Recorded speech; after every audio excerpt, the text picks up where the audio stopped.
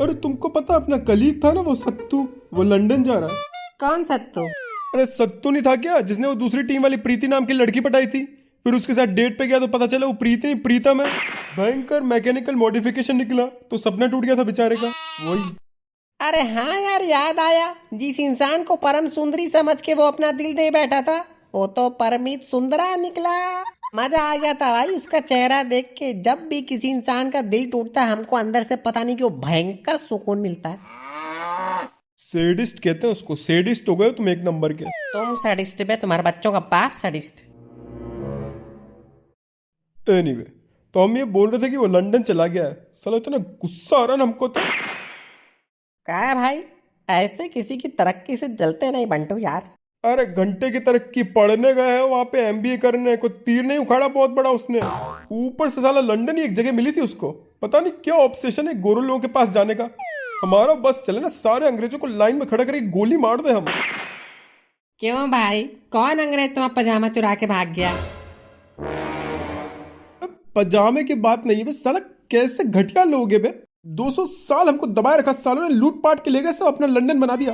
ऐसे जानवरों को तो घसीट घसीट घसीट घसीट के मारना चाहिए।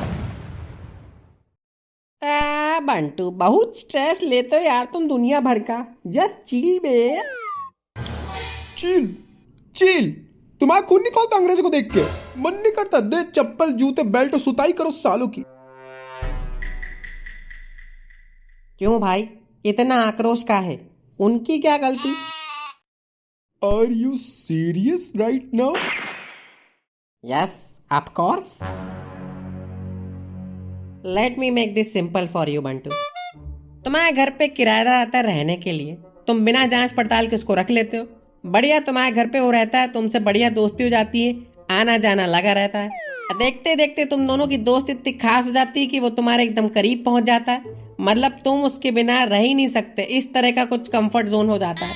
अब तुम्हारा कॉन्फिडेंस जीतने के बाद वो धीरे धीरे तुम्हें तुम्हारे घर वालों के खिलाफ भड़काना शुरू करता है। So he starts with your parents. तुमको भड़काता है कि तुम्हारे माँ बाप तुम्हारे पर एक बोझ हैं, इनको घर से निकाल के बाहर फेंको, और तुमको पूरी तरह से कन्विंस कर देता है। देन वन फाइन डे वो तुमको बोलता है कि तुम्हारी बीवी भी तुम्हारे लायक नहीं है, कोई काम धंधा ठीक से नहीं करती, इसको भी निकाल के बाहर फेंको और इसकी जगह बाई लगवा लो बढ़िया सी। और फिर देखते ही देखते वो तुमको तुम्हारे घर वालों से अलग कर देता है। अब उस घर में तुम अकेले रह रहे हो और वो किराएदार रह रहा है। नाउ तुमको रियलाइज भी नहीं होगा, पर अब तुम सारी चीजें उसकी मर्जी की कर रहे हो। You are not the owner any मोर।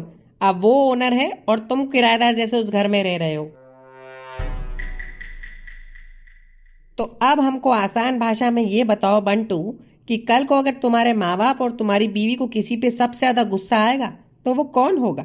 वो किराएदार कि तुम?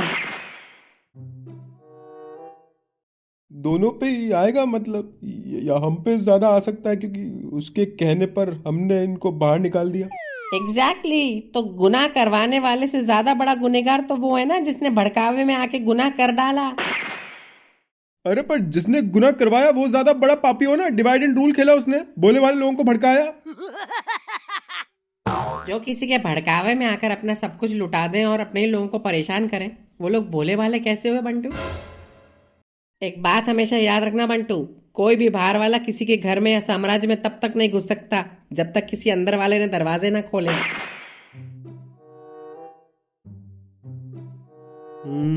ये तो है। अंग्रेज आए साला, अपने साथ मुट्ठी भर लोग लेके आए, हमारे लोगों को भड़काया और हमने दाग दी अपने लोगों पे गोलियां। और ये सेम कल्चर हम लोग आज तक भी तो फॉलो कर ही रहे हैं। कहाँ पे?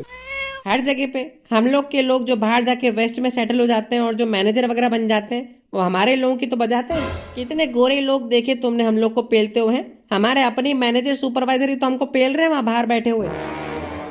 हाँ यार, वो मेरा मैनेजर संतोष यूएस में बैठा है साला, बहुत बैंड बजा रखी उसने मेरी। सी इसलिए गोरों से नफरत करके क्या होगा? हमारा अपना एटीट्यूड में प्रॉब्लम है, पहले उसको सुधारो भाई।